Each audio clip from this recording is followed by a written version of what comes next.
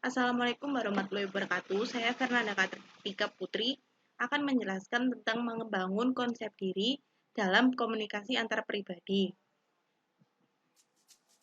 Pengertian konsep diri. Konsep diri adalah gambaran yang ada pada diri individu yang berisi tentang bagaimana individu melihat dirinya sendiri sebagai pribadi yang disebut dengan pengetahuan diri.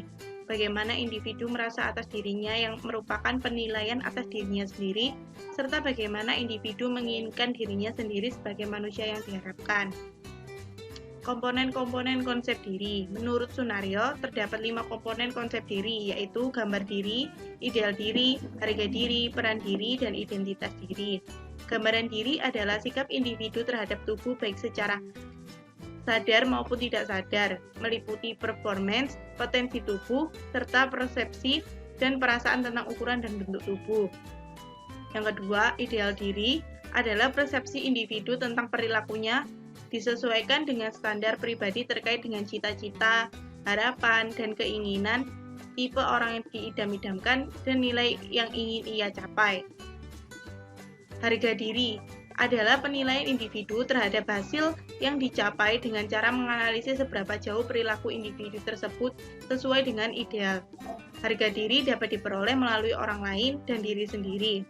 Peran diri adalah pola perilaku, sikap, nilai, dan aspirasi yang diharapkan individu berdasarkan posisinya di masyarakat. Identitas diri adalah kesadaran akan diri sendiri yang bersumber dari pengalaman dan penilaian sebagai sintesis semua aspek konsep diri dan menjadi satu kesatuan yang utuh. Faktor-faktor yang mempengaruhi konsep diri yaitu yang pertama, reaksi dengan orang lain, yang kedua, perbandingan dengan orang lain, yang ketiga, peranan individu, dan yang keempat, identifikasi terhadap orang lain.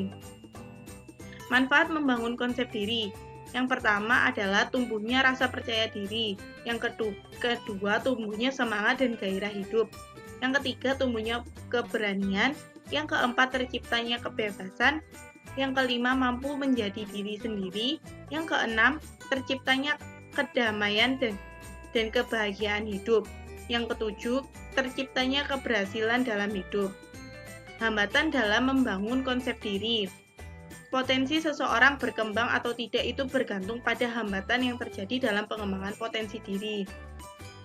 Yang hambatan pertama yaitu berasal dari lingkungan. Hambatan ini antara lain disebabkan sistem pendidikan yang dianut, lingkungan kerja yang tidak mendukung, semangat potensi diri, dan tanggapan atau kebiasaan dalam lingkungan kebudayaan.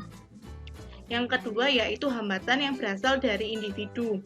Penghambat yang cukup besar adalah pada diri sendiri, misalnya sikap berprasangka, tidak memiliki tujuan yang jelas, keengganan mengenal diri sendiri, ketidakmampuan mengatur diri, pribadi yang kerdil, kemampuan yang tidak memadai untuk memecahkan masalah, kreativitas rendah, wibawa rendah, kemampuan pemahaman manajerial lemah, kemampuan latih rendah, dan kemampuan membina tim yang rendah. Konsep diri negatif. Yang pertama adalah peka terhadap kritik. Kurangnya kemampuan untuk menerima kritik dari orang lain sebagai proses refleksi diri. Yang kedua, bersikap responsif terhadap pujian, bersikap yang berlebihan terhadap tindakan yang dilakukan sehingga merasa segalanya tindakan perlu mendapat penghargaan. Yang ketiga, mempunyai sikap hiperkritik, suka melakukan kritik negatif secara berlebihan terhadap orang lain, mengalami hambatan dalam interaksi dengan lingkungan sosialnya, merasa kurang mampu dan berinteraksi dengan orang lain. Yang terakhir yaitu cenderung merasa tidak disukai orang lain, perasaan subjektif bahwa setiap orang lain di sekitarnya memandang dirinya negatif. Konsep diri positif.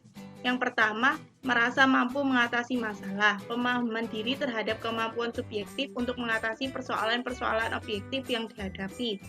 Yang kedua, merasa mampu memperbaiki diri, kemampuan untuk melakukan proses refleksi diri untuk memperbaiki perilaku yang dianggap kurang. Yang ketiga, menerima pujian tanpa rasa malu, pemahaman terhadap pujian atau penghargaan layak diberikan terhadap individu berdasarkan dari hasil apa yang dikerjakan sebelumnya. Yang terakhir yaitu merasa setara dengan orang lain. Pemahaman bahwa manusia dilahirkan tidak dengan membawa pengetahuan dan kekayaan. Pengetahuan dan kekayaan didapatkan dari proses belajar dan bekerja sepanjang hidup. Pemahaman tersebut menyebabkan individu tidak merasa lebih atau kurang terhadap orang lain. Langkah-langkah mempertahankan konsep diri. Yang pertama, bersifat objektif dalam mengenali diri sendiri. Yang kedua, jangan memusuhi diri sendiri. Dan yang terakhir, berpikir positif dan rasional. Sekian yang bisa saya sampaikan. Terima kasih.